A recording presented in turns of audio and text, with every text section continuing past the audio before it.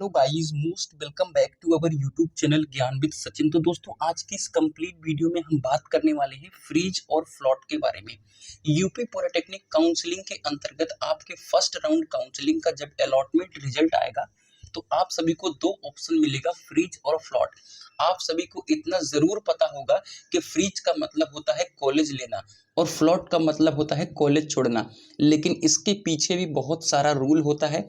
उस रूल को आप सभी को समझना होगा, क्योंकि आप सभी को अभी जैसे ही फर्स्ट राउंड का अलॉटमेंट रिजल्ट आएगा, एक्शन लेना है आप सभी को, और यह एक्शन आप सभी को खुद से ही लेना है। तो आप सभी को इसके बारे में डेप्थ नॉलेज होना चाहिए। देखिए, यूपी पॉलिटेक्निक काउंसलिंग का जैसे ही सीट अलॉटमेंट रिजल्ट आएगा वैसे ही आप सभी को इसका एक्शन लेना है, क्योंकि इसके बाद आपको डॉक्यूमेंट वेरिफिकेशन कराना होता है और उसका भी एक निर्धारित समय है, जैसा कि आपको ऑफिशियल काउंसलिंग शेड्यूल मैंने दिखा दिया था। और उसके अंतर्गत ही आपको डॉक्यूमेंट वेरिफिकेशन करा करके फीस को पे करना होता है और आगे आपका एडमिशन प्रोसीड होता है। तो इसके बारे में समझना जरूरी है आप सभी को, फ्रीज और फ्लॉट के बारे में। तो चलिए आप सभी को फ्रीज और फ्लॉट के बारे में ध्यान से समझाएंगे। पहले हम आप सभी को ऑफिशियल काउंसलिंग का जो नोटिस आया था उसमें आप सभी को दिखाएंगे, फिर अपने पर्सनल एक्सपीरियंस को आप सभी के साथ शेयर करेंगे। यू नो वेरी वेल, मैं यूपी पॉलिटेक्निक के एक टॉप सरकारी कॉलेज का फाइनल ईयर का स्टूडेंट हूं, तो हमने इन सब चीज़ों को बहुत अच्छी तरीके से झेला है। तो आप सभी को भी इस चीज़ को बहुत अच्छी तरीके से समझा पाऊंगा। ठीक है, तो चलिए आगे बढ़ते हैं और पहले हम देखते हैं जो आप सभी के काउंसलिंग के लिए ऑफिशियल जो नोटिस आए थे उसमें क्या क्या मेंशन है, फिर आप सभी को अच्छी तरीके से समझ में आ जाएगा। देखिए, आप सभी के अभ्यर्थी के पास दो विकल्प होंगे पोर्टल पर, एक फ्रीज होगा और एक फ्लॉट। ये कब होगा? आप सभी को पता है कि 22 तारीख को शाम 5 बजे आप सभी का प्रथम राउंड का सीट अलॉटमेंट रिजल्ट आ जाएगा। सीट अलॉटमेंट रिजल्ट आते ही आपको एक ऑप्शन वहां पर दिखेगा विलिंगनेस का। विलिंगनेस में आप सभी को लिखा रहेगा क्लिक करने के बाद फ्रीज या फ्लॉट। अब फ्रीज और फ्लॉट को एक्शन लेने के लिए आप सभी को समझना होगा। अगर आप सभी को जो भी चीज़ दी गई है सीट, अगर आपको वो अच्छी लग रही है, यानी आपको उस पर एडमिशन कराना है, तो आप सभी को करना है आपको फ्रीज।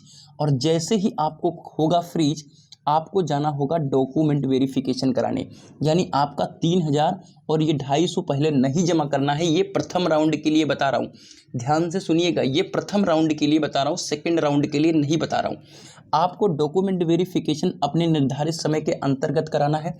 आपका सीट अलॉटमेंट 22 को आ रहा है, तो 23 को, 24 को, 25 को आपको कराना है डॉक्यूमेंट वेरिफिकेशन। उसके दौरान ही फ्रीज फ्लॉट करना है। डॉक्यूमेंट वेरिफिकेशन कराने जाओगे तो वहाँ पर मांगते हैं फ्रीज लेटर। जैसे ही आप फ्रीज करोगे तो आपका एक फ्रीज लेटर बन के आता है, उसको जरूर आप कॉपी निकलवा लीजिएगा, क्योंकि यहाँ पर बहुत मांगते हैं। कई सारे बच्चों से मैंने देखा है, और इवन मैंने जब 2021 में कराया था गवर्नमेंट पॉलिटेक्निक प्रतापगढ़ में जाकर के, तो वहाँ पर भी फ्रीज लेटर मांगा था उन्होंने। तो आप सभी जैसे ही फ्रीज करोगे, आप फ्रीज लेटर जरूर निकलवा लेना। जैसे ही डॉक्यूमेंट वेरिफिकेशन कराओगे तो आपका डॉक्यूमेंट वेरिफिकेशन जैसे ही डन होगा, आपके पोर्टल पर फीस पेमेंट का नया ऑप्शन डन हो जाएगा और वहां पर आपको टोटल फीस जमा करने का ऑप्शन आ जाएगा, और प्लस में आपका 250 रुपये और लगेगा, उसमें ऐड रहेगा, जो कि आपका 250 कट जाएगा।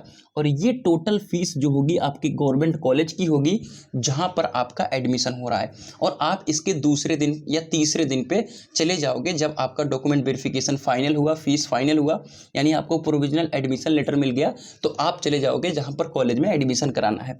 लेकिन आपने फर्स्ट राउंड में ही क्या कर दिया, फ्लॉट। जैसे ही आपने किया फ्लॉट, आपको जमा करना होगा सीट एक्सेप्टेंस फीस, यानी 3250 रुपये जमा करना होगा। 3250 में जो 3,000 रुपये है, ये आपके कॉलेज फीस को भेज दी जाती है। वो कब भेजी जाएगी? जब आपका सेकेंड राउंड में कोई अलॉटमेंट रिजल्ट आएगा। अगर आपने सेकेंड राउंड में जो भी अलॉटमेंट रिजल्ट आएगा उसको आप सभी अगर फ्रीज करते हो, तो आपको क्या कराना होगा?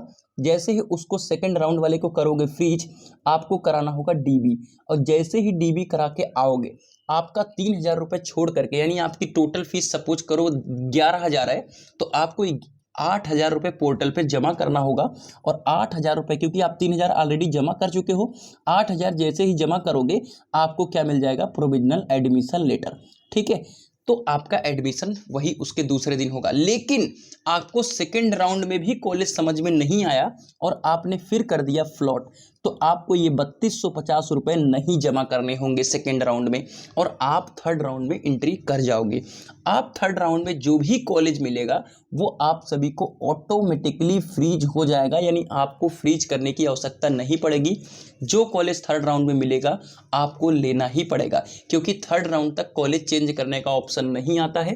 थर्ड राउंड में जो भी कॉलेज मिलेगा आपको वह लेना पड़ेगा, और आपका सेम प्रोसेस जैसे सेकेंड राउंड के बाद हुआ है। आप सभी जैसे ही आप डॉक्यूमेंट वेरिफिकेशन कराने जाएंगे, फिर उसके बाद आपको टोटल पोर्टल पर फीस जमा करने होंगे, ठीक है।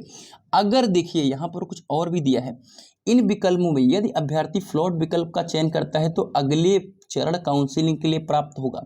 प्रथम चरण में सीट आवंटन के पश्चात यदि कोई अभ्यर्थी फ्लॉट विकल्प का चयन करता है तो वह द्वितीय व तृतीय चरण की काउंसिलिंग के लिए पात्र होगा। फ्लॉट विकल्प का चयन करने वाले अभ्यर्थी अगले चरण की काउंसिलिंग अपने विकल्पों का चयन करते हुए प्रतिभाग कर सकते हैं। यदि अभ्यर्थी के द्वारा फ्लॉट विकल्प का चयन किया है एवं सीट एक्सेप्टेंस सिक्योरिटी शुल्क नहीं जमा की गया है तो ऐसे अभ्यर्थी काउंसलिंग के इस चरण से बाहर हो जाएंगे। ये आपका 1 से 3 राउंड जो होता है, एक फेज होता है, एक चरण होता है। अगर आप सभी फ्लॉट कर देते हो और आप सभी कोई भी क्या नाम है एक्शन नहीं लेते हो, यानी फीस नहीं जमा करते हो, तो आपको समस्त चरणों से बाहर कर दिया जाता है। अगर आप फ्रीज और फ्लॉट कुछ नहीं करते हो, अगर आप फ्रीज और फ्लॉट कुछ नहीं करते हो तो वह आपका ऑटोमेटिकली फ्लॉट हो जाता है, यानी आपको अगले राउंड में पेमेंट करने के लिए ऑप्शन खुल जाता है। क्लियर हो गई बात आप सभी को। लेकिन यही थर्ड राउंड में जो प्रोसेस होता है ये ऑटोमेटिकली फ्रीज हो जाता है। तो कुछ इस तरीके का आप सभी का फ्रीज फ्लॉट है। मुझे लगता है कि आप सभी को ढंग से समझ में आ गया होगा। अगर अभी भी कोई डाउट होगा तो कमेंट करके बताइएगा।